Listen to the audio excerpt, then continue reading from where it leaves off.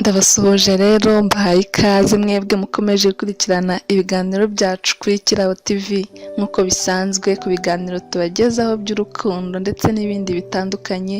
Ubu rero nakuzaniye ku bintu 20 umukobwa yakora bigatuma umusore bakundana yifuza kuzamugira umugore. Burya nubwo abasore bose badateye kimwe, hari ibintu bahuriyeho nk'imyumvire n'imitekerereze rusange.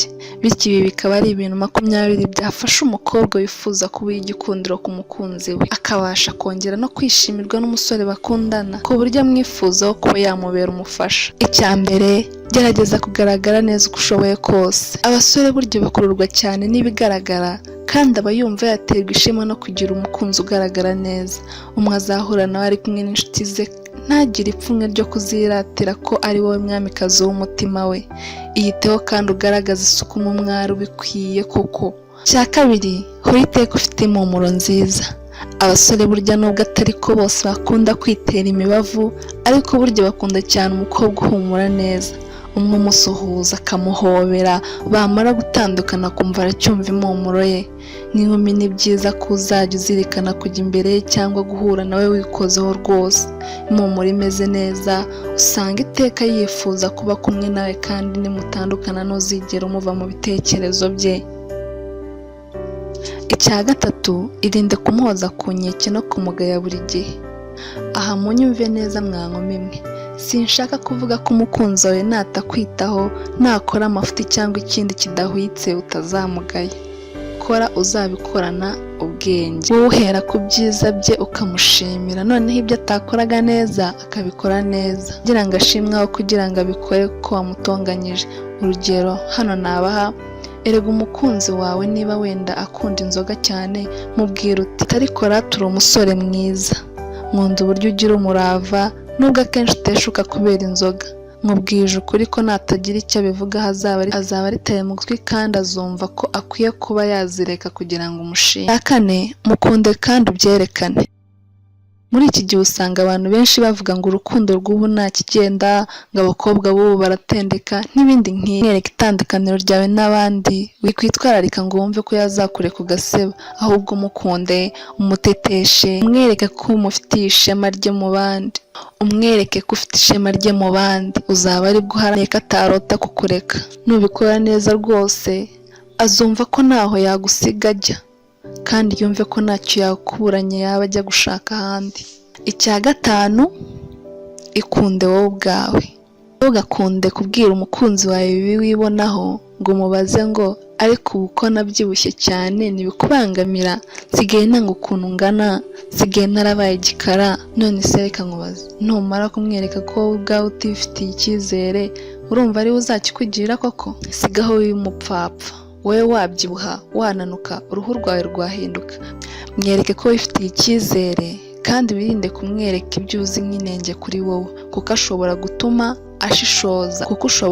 ashishoza akanabaza abandi bamugira mu matwi, ugasanga urisenyeye pe.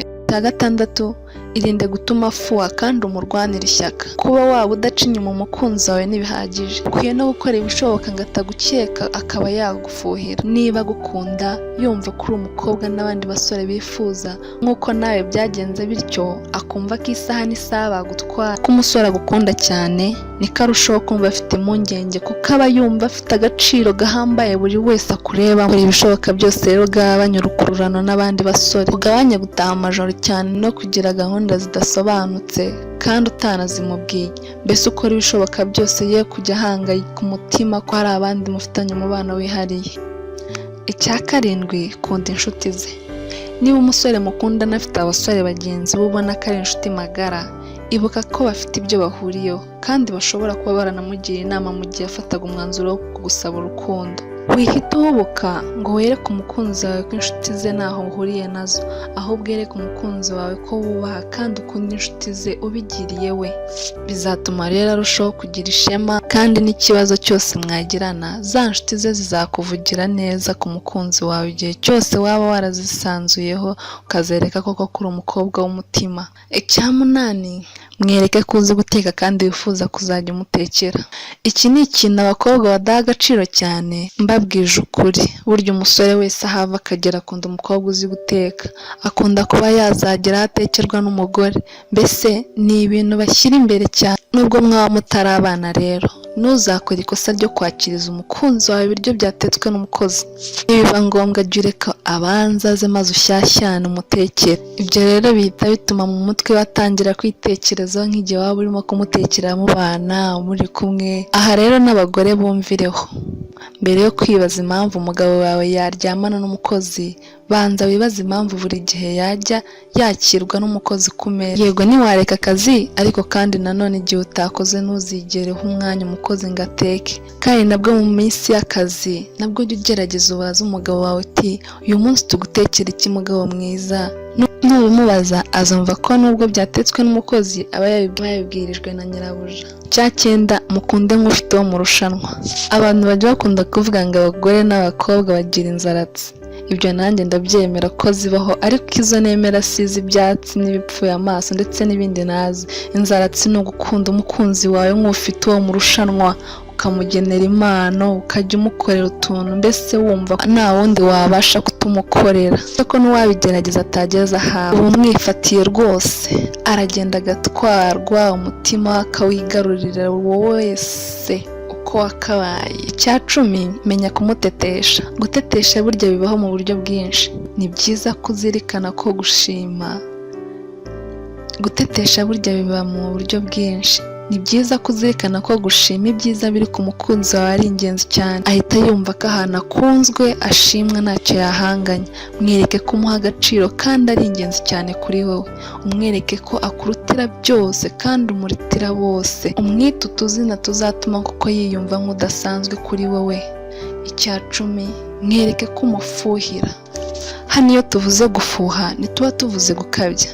Niba rero umukunzi wawe umukunda, ibuka ko nyine hari n'izindi nkumi zitabarika zimwifuza. Umwereke ko ubizi ko ari mwiza kandi akurura abandi bakobwa. Umwereke ko wababazwa no kumubona akundana n'undi wese, mbese yumve ko nawe afite igikundiro atari imbere yawe gusa, ahubwo n'imbere y'abandi bakobwa. Icya 12, kora uko ushoboye yiyumve nk'umugabo uhamye. Burya abasore niyo baba batarashaka baba bifuza kwitwa abagabo. Niba umukunzi wawe mutarabana, hari uburyo wajya umwereka ko ari umugabo wawe kandi ntacyo abura ngo abe umugabo wawe rwose.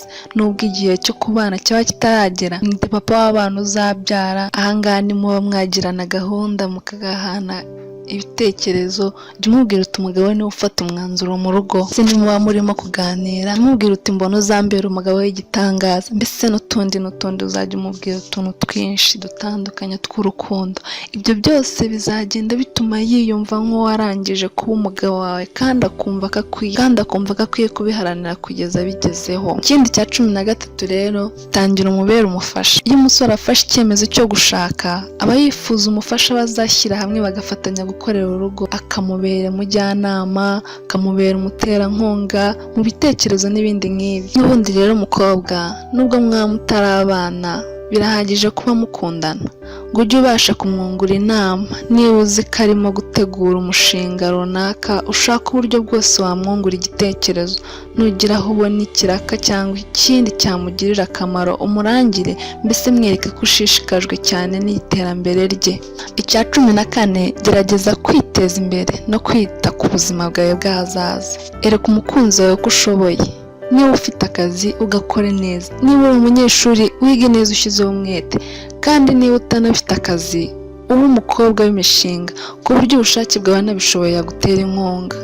Niba ufite akazi wikwemera ko buri gihe ari uzajya wishyura buri gihe uko musohoka. Igihe nawe wishyure, umwereke nawe uri umukobwa yihagazeho kandi wabasha kwirwanaho. Ibi bizamwereka ko nimubana atazita ku rugo wenyine, kandi unamuhamirize ko utari mu bandi bita abakuzi b'ibyinyo. 15, muha umwanya, wimucunga cyane. Burya iyo umuntu uwo ari we wese atekereje ibyo kwinjira mu rukundo, nta kindi kintu aba ashyize imbere cyane kitari ugushaka umunezero n'ibyishimo biva mu rukundo. Burya urukundo ni umunezero.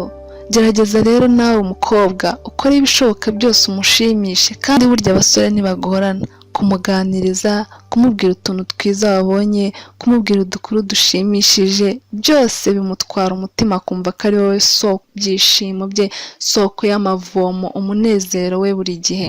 Icya 17, wikumva ko wageze iyo ujya ngo utere agati mu ryinyo. Abakobwa benshi ndetse n'abagore iyo bamaze igihe kinini bakundana n'abakunzi babo, hari ubwo bajya bakora ikosa ryo kumva bafatishije ko hari itari ngombwa ko bakora kuko bamaze kwizera ko bakunze. Oya wikwishuka rwose, urukundo ni nk'umuzabibu ukenera kuhirwa, kuvomerwa no gufumbirwa, na nyuma y'uko wera imbuto. Nunamara kuba umugore uzakunde kuzirikana cyane bya bintu wakoraga kera kugira ngo umushimishe, kuko niba biri mu byamunyuza kumva ko mwanabana akaramata, nuko nyine nabyo yabyifuzaga iteka. Wicika intege rero, urukundo rukeneye guhora rwuhirwa iteka. Ita ku mukunzi wawe iteka rwose. Icya 18, fata umwanya nawe ubwo umwiteho.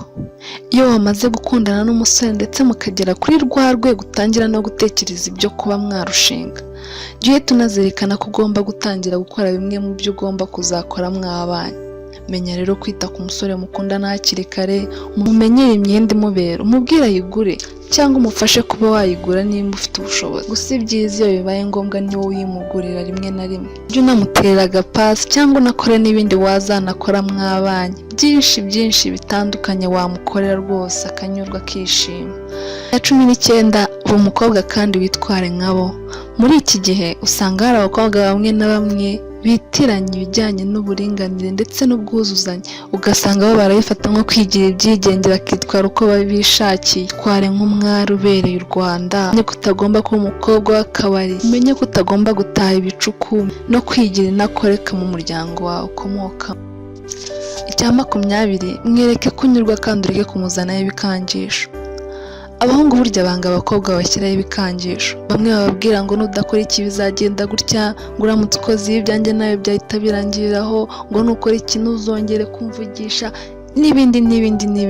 Wimuzanaho ibikangisho umwereka ko akwiye guterwa ubwoba nuko wamwanga, uko watuma bikorera icyo rwose, cyangwa se agahita kureka. Menya kumwubaha no kumwereka ko ari we mwanzuro w'ubuzima bwawe. Mwiteho, mwubahe. Ngibyo rero mwabyiyumvira abakobwa, mubikurikize rwose. Komeze mugire ibihe byiza n'abakunzi bacu. Nimba uri n'umusore rero wumvishe iyi nkuru, ndagusaba kugira ngo uyisharinge ku mukobwa utayumvishe, nawe ayumve neza inononsore. Mugire ibihe byiza, amahoro y'Imana abane namwe.